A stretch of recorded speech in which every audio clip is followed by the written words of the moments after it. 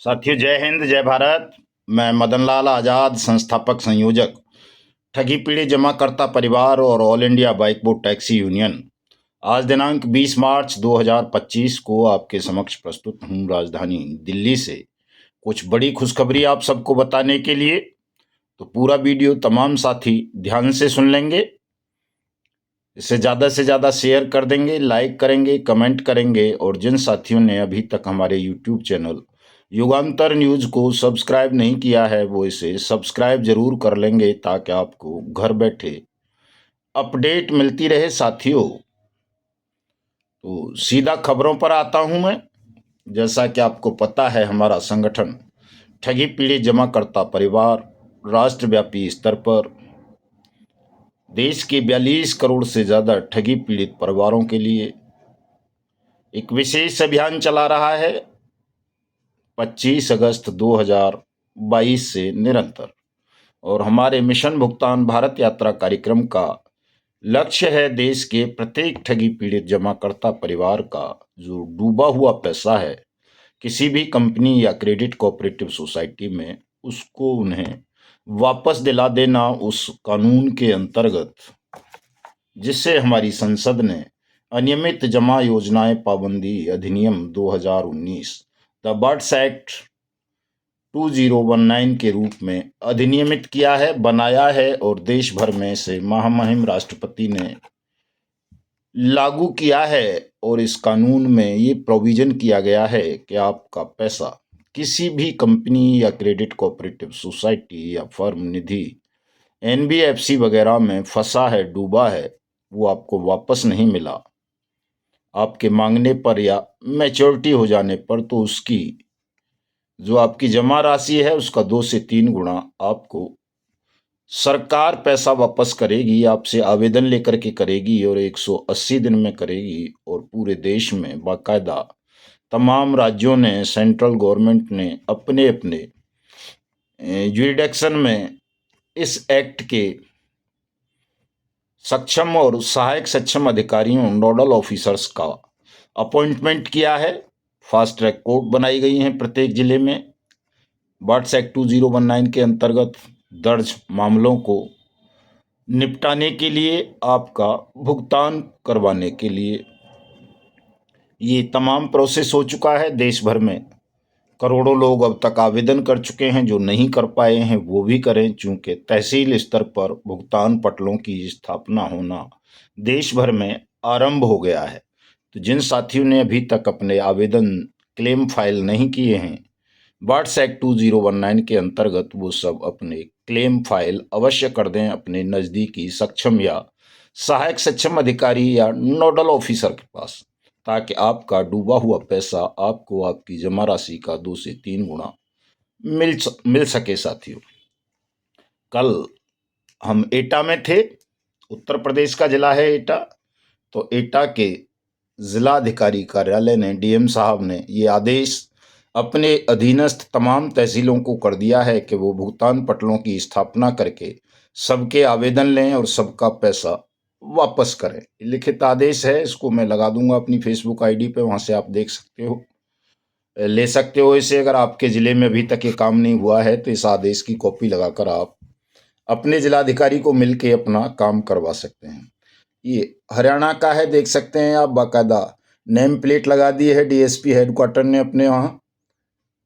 Nodal officer birds act 2019, ये भी हमारी एक महत्वपूर्ण मांग है कि प्रत्येक अधिकारी के यहाँ ये नेम पट्टिका होनी चाहिए, पद पट्टिका के नोडल ऑफिसर या आवेदन यहाँ लिए जाते हैं बर्ड्स एक्ट 2019 के अंतर्गत, ताकि निवेशकों को धक्के ना खाने पड़े, कोई उनको परेशान ना कर सके कि हम नहीं लेते, यहाँ जाओ वहाँ जाओ, ऐसा दौड़ाते हैं बहुत बड़ी तादाद में लोगों को और लोग निराश होकर के अपना आवेदन नहीं कर पाते। लेकिन साथियों, ये अब शुरू हो चुका है और तमाम साथी हमारे संगठन के जितने भी पदाधिकारी हैं अपने अपने जिलाधिकारियों को मिलकर इस मांग को भी प्रमुखता से उठाएं कि प्रत्येक ऑफिसर के यहाँ प्रत्येक उस कमरे पर बर्ड्स एक्ट 2019 की पद पट्टिका लगी होनी चाहिए कि यहाँ आपके आवेदन स्वीकार किए जाते हैं, ये ऑफिसर इन पर सुनवाई करेगा, ये आपका भुगतान अधिकारी है।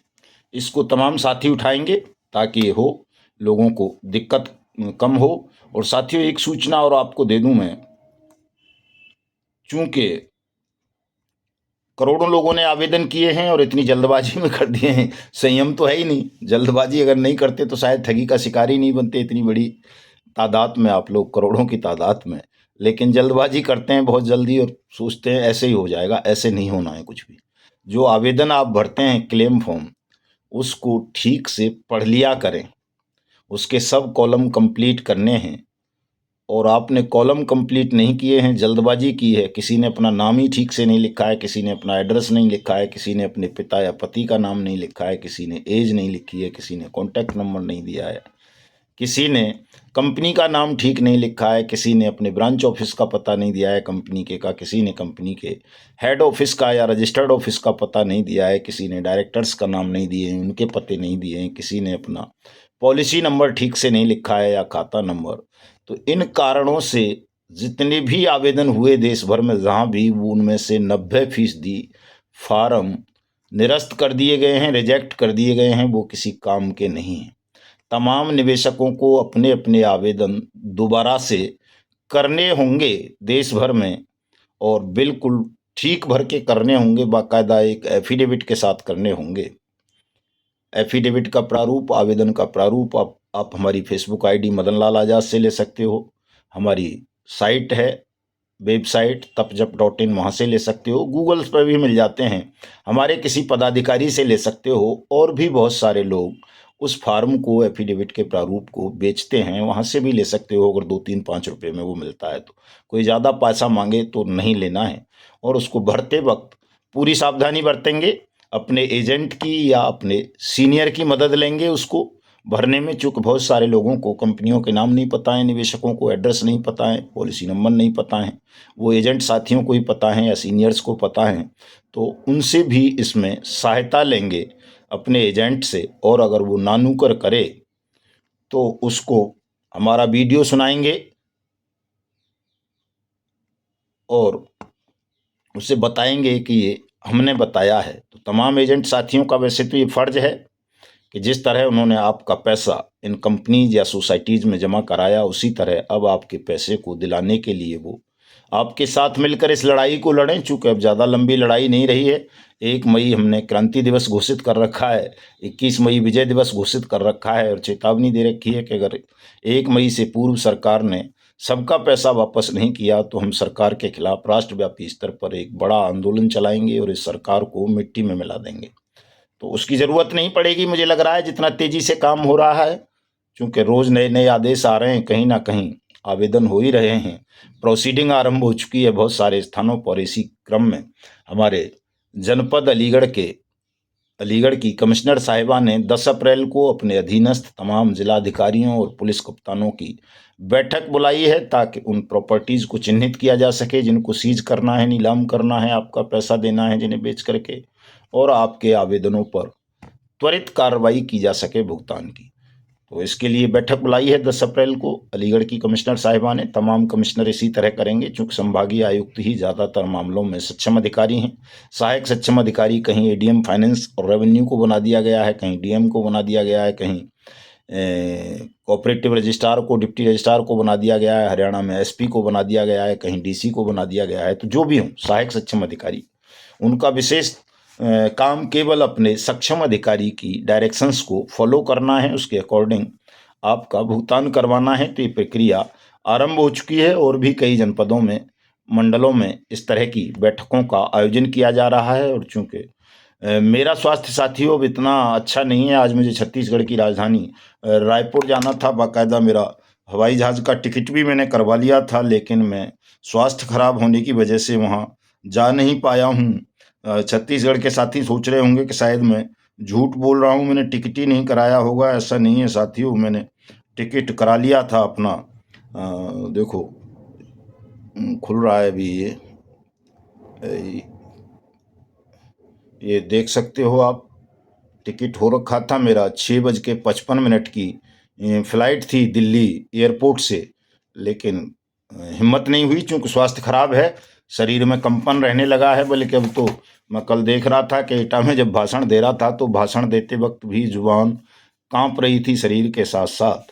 तो शायद ज़्यादा वीकनेस आ गई है, लड़ते लड़ते काफ़ी लंबे समय से लड़ाई चल रही है और आप लोग आराम का तो समय ही नहीं दे रहे हैं कि आराम कर सकें या वक्त पर भोजन कर सकें।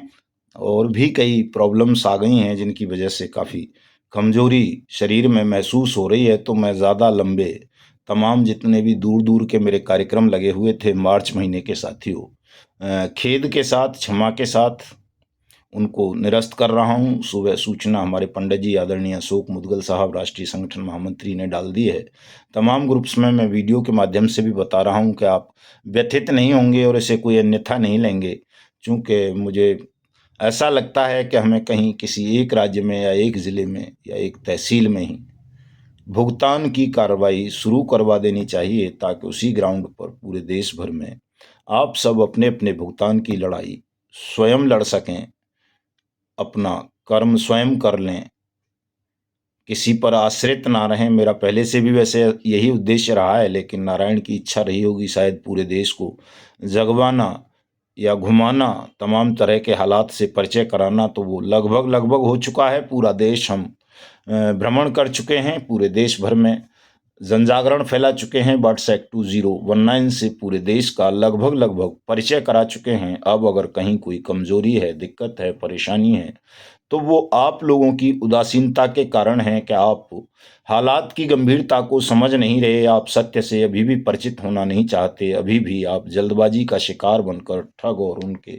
दलालों के झांसे में आ जाते हो। कभी सहारा सीआरसी पोर्टल पर अपना ध्यान केंद्रित कर लेते हो, कभी SEBI PSL pulse refund portal पर ध्यान केंद्रित कर लेते हो, कभी आदर्श जैसे मामलों में लिक्विडेटर पे चले जाते हो, कभी जीसीए जैसे मामलों में किसी एनसीएलटी पर विश्वास कर लेते हो, कभी साईं प्रसाद जैसे मामलों में किसी उपभोक्ता फोरम कंज्यूमर कोर्ट पे विश्वास कर लेते हो। कई लोग सुप्रीम कोर्ट और हाई कोर्ट्स के भी दरवाजे खटखटा रहे हो। लेकिन जहां से आपका सरलता पूर्वक भुगतान होना है सब लोगों का, चाहे आप किसी भी कंपनी वाले हों, Togo, Bike Bot, Hello Taxi, Top Ride, Science City, Rose Valley, Pincon, Saksham Dairy, GN Gold, BN Gold, GN Dairy, या ये क्या बोलते हैं अपना HBN या HBN अलाइड, या वो प्रेस्टीज उपभोक्ता, या विश्वास ट्रेडिंग, या साइंस सिटी, या फ्यूचर मेकर, या RMCL, या क्या बोलते हैं उसको विश्वामित्रा VIP, या आदर्श, नवजीवन, संजीवनी, आपेश्वर, खेतेश्वर, या समृद्धा जीवन, या समृद्धा फूड, या क्या बोलते हैं अपना उसको समर्थ, ड्यूबेल, साईं प्रसाद, कैलकॉम, गरिमा, मैत्रेयी इत्यादि इत्यादि, हीरा गोल्ड वगैरह। ये 3 लाख से ज़्यादा कंपनी है। JKB, ट्रिनिटी, और आपका क्या बोलते हैं जनशक्ति, केमुना, अल्केमिस्ट, बहुत सारी हैं इस तरह की साथियों, 3 लाख से ज़्यादा हैं। इन सब के लिए, इन सब के पीड़ितों का भुगतान केवल और केवल बर्ड्स एक्ट 2019 के अंतर्गत होना है, चूंकि ये टाइम बाउंड एक्ट है। और जब तक आप इस एक्ट के तहत आवेदन नहीं करोगे, तब तक आपका पैसा ना CRC से मिलेगा, ना सेबी से, ना किसी लिक्विडेटर से, ना किसी अन्य फोरम से। आप सबको इसके अंतर्गत अपने अपने दावे अवश्य प्रस्तुत करने चाहिए, अपने जिले में या अपनी तहसील में जहां के आप निवासी हो। ये भी ध्यान रखें कि जिस क्षेत्र के आप निवासी हैं उस क्षेत्र में ही आवेदन करें, तो आपका पैसा बर्ड्स एक्ट 2019 के अंतर्गत आपकी जमा राशि का 2 से 3 गुना मिल जाएगा निश्चित रूप से साथियों। लेकिन आवेदन करना होगा आपको, और आवेदन तब करोगे जब आपको जानकारी होगी। तो जानकारी मैं देता रहता हूँ। ज़्यादा जानकारी के लिए मेरे पिछले वीडियो आप सुन सकते हैं तमाम साथी, उनमें विस्तार से बताता रहता हूँ मैं इस तरह की चीज़ों को। तो छत्तीसगढ़ के साथी बुरा नहीं मानेंगे, और जब भी मेरी आवश्यकता होगी, मैं अभी पूरे दिन भर आज ऑनलाइन हूँ, मैं वीडियो कॉन्फ्रेंस के माध्यम से आप सबसे जुड़ा रहूँगा। तो ज़्यादा समय चूँकि सेहत अलाउ नहीं कर रही है, इस वजह से भी दूर नहीं जाने की हिम्मत हो रही है साथियों। दूसरा मैंने बताया कि मैं चाहता हूँ कि कहीं एक जगह से भुगतान की कार्रवाई आरंभ हो जाए, तो आप पूरे देश में उसी को फॉलो करके, उसी पैटर्न पर चलते हुए सब अपना अपना भुगतान करा सकते हैं। और अगर मैं जल्दी स्वस्थ हो गया तो मैं भी आ जाऊंगा। ऐसा नहीं है कि मैंने कोई शपथ ले ली है कि जाऊंगा ही नहीं, मेरा शरीर अलाउ करेगा, मैं स्वस्थ हो जाऊंगा तो मैं आऊंगा आप सबके यहाँ। और अभी फिलहाल मुझे उत्तर प्रदेश में ही रहना है, चूंकि उत्तर प्रदेश में कार्रवाई बहुत तेजी से बढ़ गई है।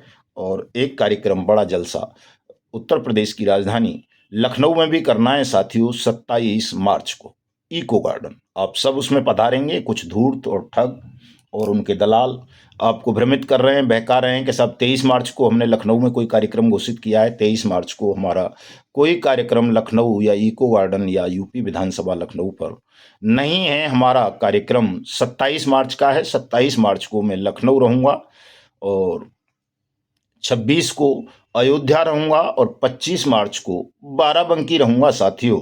और कल मैं बुलंदशहर पहुंच रहा हूं। उसके बुलंदशहर के बाद 2 दिन आराम करूंगा, कुछ दवाएं लेनी है ताकि थोड़ा सा स्वस्थ हो जाऊं। और सोमवार को 24 मार्च को गाजियाबाद रहेंगे साथियों। तो जहां जहां हमारे कार्यक्रम हैं आप सब साथी वहां पधारेंगे। और 28 मार्च को मिर्जापुर में भी कार्यक्रम है विंध्याचल मंडल पर, वहां भी रहेंगे साथियों। तो उसके बाद अगर स्वास्थ्य ठीक रहता है तो साथियों अप्रैल में फिर मध्य प्रदेश या गुजरात या महाराष्ट्र या कर्नाटक या क्या बोलते हैं अपना हिमाचल, जम्मू कश्मीर, पंजाब, हरियाणा, राजस्थान वगैरह के कार्यक्रम भी लगा लेंगे। लेकिन उसके लिए आप सबको ये करना पड़ेगा प्रयास कि हम जल्दी से जल्दी स्वस्थ हो जाएं। दुआ करें, सब लोग प्रार्थना करें भगवान भुवन भास्कर से कि हमको वो इतना बल प्रदान कर दें कि हम आपके यहाँ भी जल्दी से जल्दी पहुंच सकें और आपके भुगतान की कार्रवाई को उसी तरह आगे बढ़वा सकें जैसे उत्तर प्रदेश में पूरे में भुगतान की कार्रवाई अब लगभग लगभग आरंभ हो चुकी है साथियों। तो जहां नहीं हुई है उत्तर प्रदेश में तो आ ही जाऊंगा सब जगह, लेकिन थोड़ा सा खर्चे वर्चों का भी ध्यान रखा करें चूंकि आप लोगों के कारण मतलब स्थिति अभी तो बीच में ये थी कि कपड़े ही उतारने पड़ेंगे, सन्यासी बन जाएंगे। खैर उस सन्यासी बनने से नारायण ने रोक दिया है कि हमें सन्यासी नहीं बनना, न्याय योद्धा के रूप में चयनित किया है उन्होंने। तो हम योद्धा की तरह लड़ें इस अन्याय के विरुद्ध जो देश में 42 करोड़ से ज्यादा परिवारों के साथ हुआ है, जिन्हें ठगी का शिकार बनाया गया है। 2 करोड़ से ज्यादा एजेंट साथियों को जहां अपनी सुरक्षा और सम्मान से हाथ धोना पड़ा है। तो उसके लिए अगर हमें न्याय योद्धा के रूप में चयनित किया है तो सन्यासी बनने से रोक दिया गया है, मनाही कर दी गई है कि हम सन्यासी ना बने, साधारण जीवन ही जिएं, अति साधारण जीवन जी लें। लेकिन न्याय योद्धा के रूप में इस लड़ाई को तब तक लड़ते रहें जब तक कि आप सबको विजय ना दिला दें। तो उसी पे चलना है पैटर्न पे साथियों। मैं समझता हूँ आप सब मेरी भावनाओं को समझेंगे, मेरे सिद्धांतों को समझेंगे, मेरे समर्पण की कदर करते हुए आप सब मुझे तन से, मन से, धन से इस अभिनव आंदोलन में सहयोग करेंगे। और कोई भी साथी जल्दबाजी नहीं करेगा, तमाम चीज़ों को विस्तार से सुन लिया करें, ठीक से समझ लिया करें, तब आगे कदम बढ़ाया करें। पग पग पर ठग और उनके दलाल, खासतौर से ये जो सागा ग्रुप की कंपनी क्रेडिट कोऑपरेटिव सोसाइटी हैं, LUCC या LJCC या ह्यूमन वेलफेयर या विश्वास, इनके विक्टिम्स को ठगने के लिए, छलने के लिए बहुत सारे छलिया मैदान में उतर पड़े हैं। और वो कह रहे हैं तुरंत यूं करा देंगे, CRC से हो जाएगा, वहां से हो जाएगा, वहां से हो जाएगा, तब कंपनी के दफ्तर खुलवा देंगे। साथियों ऐसा कुछ नहीं होना है। आप सबका भुगतान केवल और केवल बर्ड्स एक्ट 2019 के अंतर्गत होना है। और बर्ड्स एक्ट 2019 का प्रयोग अगर आपको समझना है, सीखना है, तो वो ठगी पीड़ित जमाकर्ता परिवार तब जब से ही सीखा जा सकता है। चूंकि सरकार भी उदासीन है, वो इस कानून का प्रचार प्रसार नहीं कर रही है। जो कुछ भी कर रहा है हमारा संगठन इसके लिए कर रहा है और इसमें सरकार का कोई विशेष योगदान नहीं है। हम आपके सहयोग से, आपके योगदान से ही चल रहे हैं। तो ये जो बरसाती मेंढक टर टर कर रहे हैं बहुत सारे, उनके बहकावे में ना आए, झांसे में ना आए। अपनी ऊर्जा, अपना समय और अपना पैसा बिल्कुल भी व्यर्थ नष्ट ना करें। जहां जहां हमारे कार्यक्रम लगते हैं उनमें आप आया करें ताकि आपकी समझ में पूरी बात ठीक से आ सके साथियों। तो सावधान रहेंगे बहुत ज़्यादा तमाम साथी, चूंकि बरसाती मेंढक आपको ठगने के लिए, अपना पेट पालने के लिए तरह तरह की झांसे आपको पुनः दे रहे हैं, जल्दबाजी का झांसा दे रहे हैं। ये काम जल्दी का नहीं है, जल्दी नहीं होगा साथियों, इसको ध्यान रखना। कोई भी इसको करा नहीं पाएगा उतनी जल्दी। तो एक तो आवेदन कर दें तमाम लोग, 90% रिजेक्ट हो चुके हैं। जिनके अप्रूवल हो गए हैं वो जाकर के अपनी अपनी तहसीलों में सर्च कर लें कि आपका फॉर्म अगर ठीक है। तो फीडिंग उनकी चल रही है सभी जगह, उनको जाकर के आप अपनी अपनी तहसीलों में या ADM फाइनेंस रेवेन्यू के यहाँ आप देख सकते हो जाकर के, वो बाउंड हैं आपके आवेदन की स्थिति बताने के लिए। तो इसी कड़ी में साथियों एक और खबर आई है, साइंस सिटी से संबंधित है ये खबर। साइंस सिटी के 3 और निदेशकों पर ED का शिकंजा संपत्तियों को जब्त करने की कार्रवाई और लगभग 4000 लोगों ने आवेदन कर दिए हैं ईडी के पास अपने रिफंड के लिए। तो ED central birds act authority एक तरह से as a central birds act authority काम करेगी। तो ये साइंस सिटी के और केबीसीएल के मामले में भी ऐसा ही हुआ है कल्पतरू में। तो यहाँ से आपके भुगतान का प्रोसेस सेंट्रल गवर्नमेंट भी शुरू करने जा रही है। वैसे तो तमाम चीज़ों का तमाम ये जितनी भी कंपनी है, चाहे वो सागा ग्रुप की हों, सहारा की हों, पीएसीएल पल्स की हों, रोज वैली की हों, पिनकॉन की हों, बाइक बोट वाली हों, या साइंस सिटी वाली, या समर्थ या सक्षम वाली, या ट्रिनिटी, या जो भी हैं ये जितनी आदर्श वगैरह, सब मल्टी स्टेट हैं साथियों स्कैम। ये तो मल्टी स्टेट स्कैम के लिए सेंट्रल गवर्नमेंट को ही बर्ड्स एक्ट अथॉरिटी का गठन करना चाहिए, उसी को पेमेंट करनी चाहिए। लेकिन चूंकि कोई भी स्टेट इस तरह की रिकमेंडेशन नहीं कर रहा है अकॉर्डिंग टू बर्ड्स एक्ट 2019, अगर स्टेट रिकमेंडेशन भेजें तो सबका पैसा सेंट्रल गवर्नमेंट को ही देना होगा। लेकिन जब रिकमेंडेशन नहीं हो रही है तो जो क्षेत्रीय लोकल बर्ड्स एक्ट अथॉरिटी हैं वो आपका सबका पेमेंट करेंगी, अगर उनके जिलों में प्रॉपर्टी आरओपी कंपनीज या क्रेडिट कोऑपरेटिव सोसाइटीज की हैं तो ये अलाउ सुप्रीम कोर्ट ने भी पीएसीएल पल्स के मैटर में कर दिया था उड़ीसा गवर्नमेंट को। उड़ीसा गवर्नमेंट ने ये प्ली लिया था और पंजाब गवर्नमेंट ने कि हम अपने स्टेट के पीआईडी एक्ट्स के माध्यम से अपने स्टेट के पीड़ितों का भुगतान करना चाहते हैं, तो क्या सुप्रीम कोर्ट हमें इसकी अनुमति देगा। तो सुप्रीम कोर्ट ने इसकी अनुमति उड़ीसा और पंजाब गवर्नमेंट को दे दी थी साथियों। तो जो लोग ये सोचते हैं कि सेबी या लोढ़ा ही भुगतान करेगा पीएसीएल के पल्स के लोगों का या सहारा के लोगों का, अग्रवाल कमेटी करेगी या सीआरसी करेगी या कोई लिक्विडेटर करेगा, वो गलतफहमी का शिकार हैं। आप अपने अपने राज्य के चीफ सेक्रेटरीज पर या सीएम पर या गवर्नर पर दबाव बनाइए, वो सुप्रीम कोर्ट में आवेदन फाइल करेंगे हस्तक्षेप याचिका और अपनी गलती को बताएंगे कि हमने अपने पीआईडी एक्ट का हवाला हमारे पीपी ने, हमारे उसने क्या बोलते हैं उसको, सॉलिसिटर जनरल ने सुप्रीम कोर्ट में नहीं बताया था, इसलिए सुप्रीम कोर्ट ने भूलवश या अज्ञानतावश केवल और केवल सेबी को अप्रूव्ड कर दिया गया आपका भुगतान करने के लिए। तो ऐसा नहीं है, वो त्रुटिवश हुआ है तकनीकी कारणों से। अगर स्टेट फाइल करेगा सुप्रीम कोर्ट के समक्ष अपना पक्ष रखेगा तो स्टेट को अथॉरिटी दे दी जाएगी आपका भुगतान करने की। लेकिन स्टेट ज़्यादातर बेईमान है साथियों, वो तभी करेंगे जब निवेशक और एजेंट मिलकर के स्टेट पर दबाव बनाएंगे, अपनी सरकारों पर दबाव बनाएंगे, उनके खिलाफ धरना प्रदर्शन और क्रांति करेंगे। तो तमाम साथी क्रांति के लिए भी तैयार रहें, अगर आवश्यकता पड़ी तो क्रांति भी करेंगे। 1 मई से शुरू करेंगे संसद की धुलाई और सांसदों की और सरकार की शुद्धिकरण के लिए, ताकि कानून के प्रति नतमस्तक हों, कानून की का सम्मान करें, आपका भुगतान करें। तो तमाम साथी तैयार रहेंगे। मिलता हूं आज रात को 9 बजे फेसबुक पर। मेरी फेसबुक आईडी मदन लाल आज़ाद के नाम से है, तमाम साथी जुड़ना, वहां विस्तार से आपके प्रश्नों का मैं जवाब दूंगा। चूंकि कई दिन से लगातार कार्यक्रम चल रहे थे, मैं लाइव नहीं हो पा रहा था, आज लाइव रहूंगा। और राजस्थान से जुड़ी भी कुछ खबरें हैं साथियों, लेकिन उनको मैं शाम को लाइव में बताता हूं। एक बाइक बोट से जुड़ी हुई खबर है। बाइक बोट का केस 18 मार्च को दिल्ली हाई कोर्ट में लगा हुआ था सुनवाई के लिए, उसकी डेट पुनः एक्सटेंड हो गई है और 28 अगस्त 2025 को हाई कोर्ट पुनः इस मामले में सुनवाई करेगा। लेकिन सुप्रीम कोर्ट और हाई कोर्ट पर ज़्यादा ध्यान केंद्रित ना करके, कोई भी साथी किसी भी कंपनी के पीड़ित हैं आप अपनी अपनी बर्ड्स एक्ट अथॉरिटीज़ पर अपना ध्यान केंद्रित करें, वहाँ सब आवेदन कर दें। क्योंकि हाई कोर्ट का फैसला, सुप्रीम कोर्ट का फैसला निश्चित रूप से आपके पक्ष में आएगा, सबके में, कोई भी, लेकिन उसको अमल में कोई भी सरकार नहीं लाएगी, चूंकि आप जैसे लोगों से जुड़े हुए मामलों पर सरकार संवेदनशील नहीं है। सरकार को अगर संवेदनशील बनाना है तो आपको हमारे संगठन से जुड़ना होगा, हमारे संगठन की सदस्यता लेनी होगी। इस संगठन को इतना विशाल करना होगा कि अगर 1 मई को जरूरत पड़ी संसद की धुलाई की, इन्होंने भुगतान नहीं किया तो लाखों लोग संसद पर एक साथ उतर जाएं और कलेजा फाड़ दें तमाम सरकारों में बैठे हुए लोगों का, और उन्हें लगने लगे कि अब अगर आपका भुगतान नहीं हुआ तो आप इन्हें सत्ता से उखाड़ कर फेंक देंगे। तो मिलता हूं रात को। जय हिंद, जय भारत साथियों।